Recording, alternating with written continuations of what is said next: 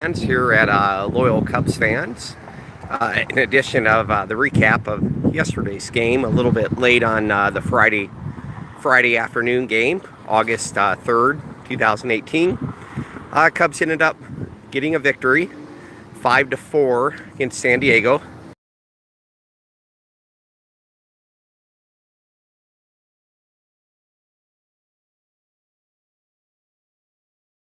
Bullpen had issues, but at least they had enough offense to get the win. So it was a pretty good day with offensive. Got disconnected. It was a great day with the bats. Baez and Rizzo had home runs. Happ had a sacrifice fly. Baez had a triple. That ended up helping a lot. It could have been a tie game if we didn't get that late eighth inning run. But some positives. Quintana, who had his worst game last outing, only made it 3 innings, and first inning 53 pitches, 6 runs. He was a lot better. Pitched 6 innings, only 1 run allowed. Solo home run by Villanueva,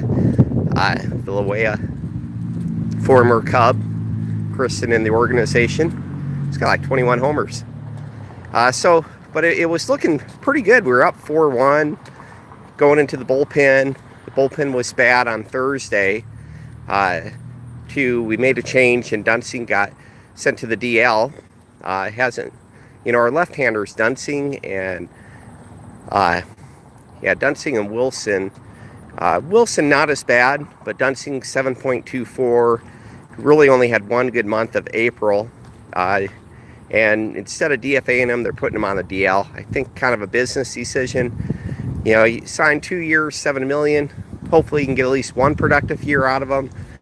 He had the second lowest ERA last year. Maybe you can get him back, but for now, he'd be costing us some valuable games because it's tight competition in the division right now.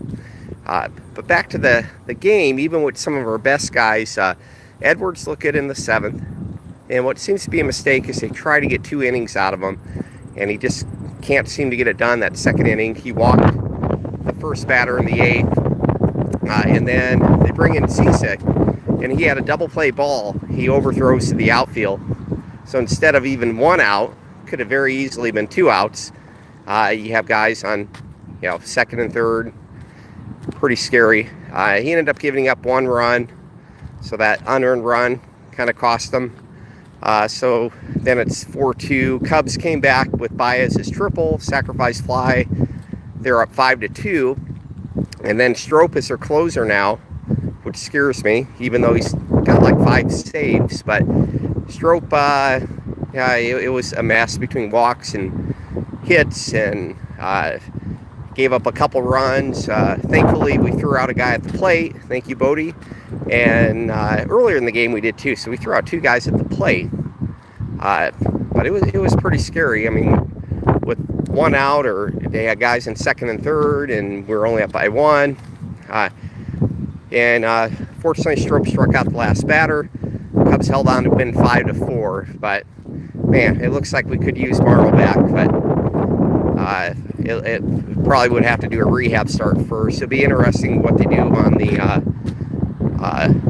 roster too, because right now there's no minor league options on anyone in the bullpen. And but where it looks like there is a need is, with the left-handers we had, hopefully Rosario can give him a spark. They brung him up and sent down Dunsing on the DL. So the left-handers are Wilson, who's, I don't know if he can be trusted in a high-leverage situation. And he's been given up, I think, at least a run the last 3 out of 4 times. And so without Dunsing, now you have Rosario, who has like a 1.95 ERA after 27 outings. He's been effective. He hasn't been as great as early on. He was pretty good in high-leverage situations, but he's getting a big opportunity. I think what can help the pen, if Darvish can ever get back going, you can put Montgomery back in the pen. You have a left-handed arm that can even eat up a lot of innings if needed. That could be helpful. Otherwise, look for Theo to kind of explore the waiver wire and see what's out there to help the bullpen more. Yeah, there's been so much going on in the bullpen. We used like 26 pitchers last month. Yeah, that includes all the position players, a couple of the blowout games. But well, that was the good news. Cubs won 5-4. I was hoping for better news, so I held off on this video. Colorado was up 3-1. Wade Davis was kind of a mess. He walked 2 guys. Brewers were making good at bats, falling off a lot. It's like 28 pitchers. He was 1 out away, getting out of the jam. Gives up a 3-run homer, walk off. Brewers win. So Cubs are just hanging on to the 1-game lead. Better than nothing, but still have a lot of competition in our hands. And then for third place, got an interesting series, Pirates and Cardinals. And Pirates held on to beat the Cardinals. They were pulling away. Cardinals came back. I think it was like 7-6. So Pirates are 6.5 games back. And I want to say 4 games back from making the wild card. So it's definitely not over. I guess I got to give kudos to teams like the Pirates, instead of selling off all their guys. They think they have a shot this year. They even brought in Archer to help them out with starting pitching. So you still have 54 games left. I think 55 for the Cubs at least. So Cubs play again at 1:20. Hendricks, he's been looking better the last couple times. Hopefully we keep getting the better Hendricks, what he's capable of. He's definitely not close to 2016 form, but hopefully he finishes strong and the bats do well tonight. I do like Happ not at third base. Maybe they decided not to go that route. Lately it's either been Bote or Baez filling in for the injured Bryant. I like that defense on third a lot better than seeing Happ out there. They are playing Happ in center field, which I don't know. I prefer he's in left field, but Schwarber I think is an upgrade in left field. Schwarber is had a couple hits yesterday, so it'd be nice. Schwarber keeps getting his bat going. Happ's bat's been like down to the 240 range. He was up to 260. Did have a good sacrifice fly. That 1-run game every bit helps too. That could have been the difference. So we'll see. Almora's been slumping. I knew it was due to happen. So Happ is playing center field. We're up against a pitcher for San Diego has a 4.92 ERA, and he's only pitched like a couple times the last few months. So I believe he's been injured. So we definitely can score against this guy, but it's just a matter of getting it done or not. Yesterday, Cubs took advantage of bad pitching. Hopefully it won't be so close today. Can maybe even give Chatwood more of a look. Interesting to see how that plays out. He only came in 1 blowout game. Pitched a scoreless inning. He did walk a guy and give up a hit, but you got a scoreless inning. So it'd be nice to get some value out of him. You got to pay him one way or another. Hopefully he doesn't screw things up in the bullpen. But right now, even the veteran guys, things are a little bit scary. It's frustrating with all the moves we made, coming into this year with the bullpen. You had Cisick, you had Morrow. The Morrow gets hurt. Cisick, he made that big error yesterday. It should have been a double play, and that hurt. And then Edwards, it seems like the mistake with him is he'll look good for 1 inning, and then they try to pitch him a second inning, and things kind of fall apart. So maybe keep him at 1 inning.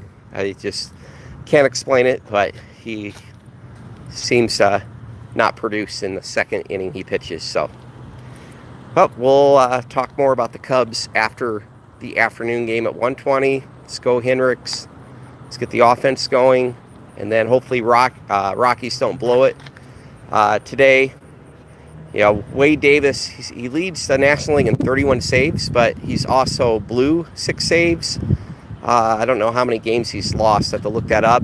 But I did see his ERA is 5.09. So for those saying we should have re-signed Wade Davis, well, I don't know if it's just Colorado is going to inflate ERAs, but yesterday he looked bad in the 9th inning at Milwaukee.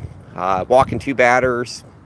A lot of guys were falling off pitches. They got 28 pitches against them, and then he gives up a 3-run homer, and they lose the game. So I was hoping Cubs would be up by 2 games going into this Saturday, August 4th, but only 1 game lead and close competition. Even for the wild card spot, if we were to fall out of first place, Atlanta is like 2.5 games behind us. So definitely we're not a for sure thing in the playoffs yet. Got to keep winning, and hopefully the competition loses more. But soon we'll be able to force the issue. We still have a lot of games left against Milwaukee, Pittsburgh. This month is supposed to be the easier month, but right now we're 1-1 against San Diego. We have 2 more games left. It would be nice to win 3 out of 4. Then you play Kansas City. They're struggling. You play like Detroit. We have a lot of teams with losing records in August. September gets to be more of your division matchups. Those can be always tough, but I was hoping Cubs can, and they still can, August 4th, like really take advantage of a weaker schedule and get a bigger lead going into September, and then you can afford to lose a few. Still want to play good down the stretch, but I just want to make the playoffs, and anything can happen, but it'd be nice to get hot to have a legitimate chance of winning the World Series. But right now they just have to focus 1 game at a time, win enough to make it there, get guys healthy.